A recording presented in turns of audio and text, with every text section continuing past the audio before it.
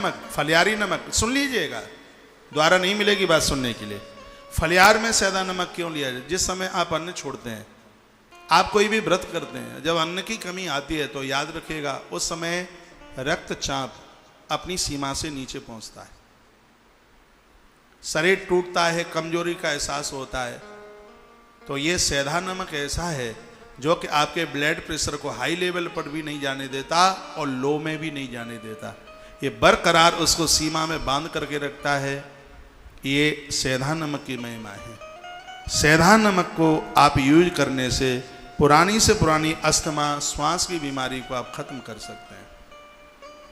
आप अपने भोजन में, प्रसाद में, अपनी सब्जी में, मैंने लगभग आज मुझे कुछ नहीं तो एक 20 साल तो कम से कम हो ही गए होंगे, मैंने आयोडीन नमक ग्रहण नहीं खाया, कभी नहीं लिया, 20 साल में नहीं लिया। कभी किसी के घर चला गया हूँ वो बात अलग है, एक नित्यता में हमने कभी आयोडीन, ये समुद्री नमक जिसको बोलते हैं सिरादे, उसको कभी प्रयोग में नहीं लिया है। नहीं तो प्राय वक्ता लोगों को श्वास की बीमारी होती है, क्योंकि उसमें बोलने में श्वसन ज़्यादा चलती है ना, उसकी सांस चलती है।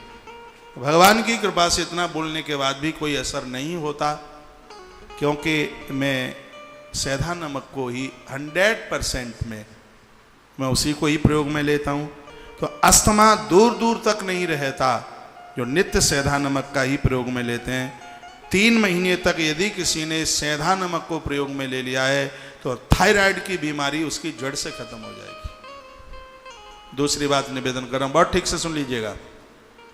जो सेंधा नमक की जो महिमा है, जो विशेषता है, यदि 90 दिन भी इसको ले लिया, आयोडीन नमक को अपने पास तक भी नहीं आने दिया और सेंधा नमक लिया है, तो थायराइड को ये जड़ से खत्म कर देगा। श्री राजीव दीक्षित जी तो इसके सेंधा के ऊपर, सेंधा नमक के ऊपर वो बहुत कुछ बोला करते थे। महात्मा बागभट्ट के परम शिष्यों में से एक समझ लीजिए राजीव भाई दीक्षित जी को। सेंधा नमक इस प्रकृति का एक दिया हुआ वरदान है, इसको आप ज़्यादा से ज़्यादा यूज में लीजिएगा। और एक बार और मैं आपको यह भी कहना चाहूँगा, जो आप कच्चा नमक जो भुरुक करके सलाद के ऊपर दाल में, सब्जी में ऊपर से डालकर जो आप खाते हैं, ये तो आप जिंदा जहर, पॉइजन यूज कर रहे हैं। वो पकाने पर उतना नुकसान नहीं करता जितना कि वो नमक, कच्चा नमक जितना वो नुकसान करता है। आप सलाद के ऊपर काला नमक लीजिए, सब्जी आदि में आप सेंधा नमक लीजिए। कच्चे की जरूरत में काला नमक बहुत फायदेमंद है, और पका करके ये सेंधा नमक बहुत ज़्यादा ही फायदेमंद है। 3 महीने तक यदि किसी ने इसको अपने प्रयोग में ले लिया है तो थायराइड की बीमारी को जड़ से खत्म कर देता है। फलियार में सेंधा नमक इसलिए लिया जाता है, मैं यहाँ से देखिए बोल रहा हूँ, ब्लड प्रेशर में उसमें दिक्कत आती है, ज़्यादा उपवास करने से चक्कर भी आते हैं, धरती भी घूमती है और कभी भूख भी जोर से लगती है। तो सेंधा नमक की ये महिमा। सेंधा नमक क्यों लिया जाता है फलियार में, व्रत में क्यों लिया जाता है? क्योंकि पेट अन्न ना मांगे, इसलिए सेंधा नमक खाने वाले लोग भूख को जीत लेते हैं। सेंधा नमक प्रयोग में लेने वाले लोग वो रोटी के बिना रह सकते हैं। मैंने बहुत वर्षों से सेंधा नमक का प्रयोग किया है, आज मुझे 7 महीने से ज़्यादा समय हो रहा है। अन्न खाना तो बहुत, मुझे तो मेरी याद में भी नहीं आता।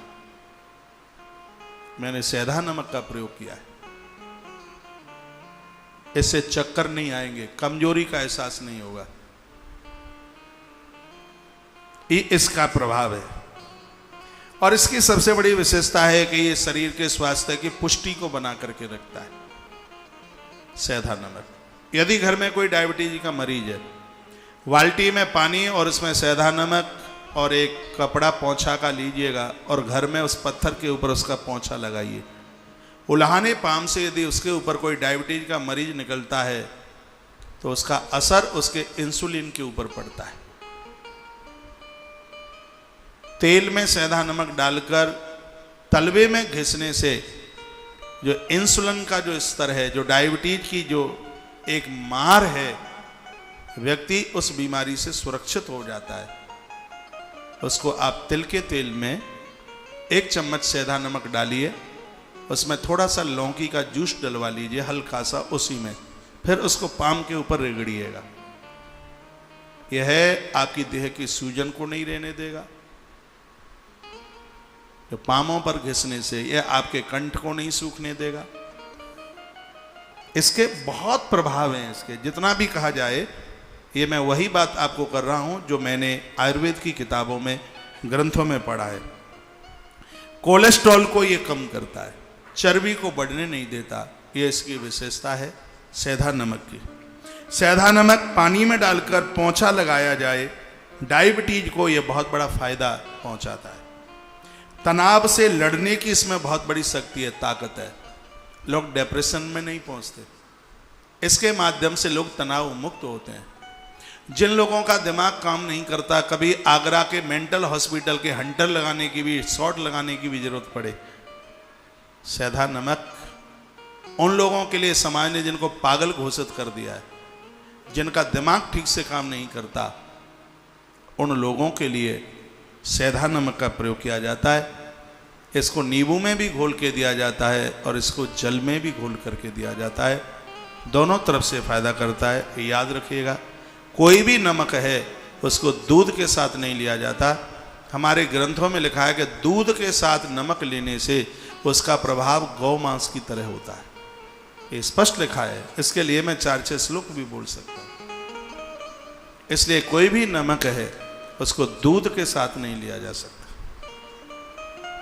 तनाव से लड़ने में ये बहुत मददगार है। और सबसे बड़ी बात है सेंधा नमक की कि इससे नकारात्मक सोच समाप्त हो जाती है। इसको फलियार में क्यों लिया जाता है? उसमें एक कारण यह भी है कि हमने उपवास किया है, हमारे माथे में कोई नकारात्मक ऊर्जा ना आवे, हम किसी से लड़े नहीं, हम किसी से झगड़े नहीं, हमारे मन मस्तिष्क में कोई गलत विचार ना आवे, किसी के सौंदर्य को देखकर, चाहे स्त्री हो चाहे पुरुष, हमारे हृदय में कोई पाप आकर के ना बैठ जाए। इसलिए व्रत वाले दिन सेंधा नमक को लोग ज्यादा से ज्यादा प्रयोग में लेते हैं। बात आ रही होगी समझ में? सेंधा नमक हमारी नकारात्मक सोच को समाप्त करता है। जहां लोग लड़ने और झगड़ने के लिए उतारू हो जाते हैं, ऐसी घटिया सोच को यह समाप्त करता है।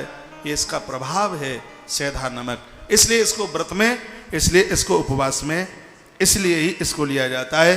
और अगले सूत्रों में बताया जा रहा है कामोत्तेजना, यानी यह वासना से स्त्री पुरुष को बहुत दूर रखता है।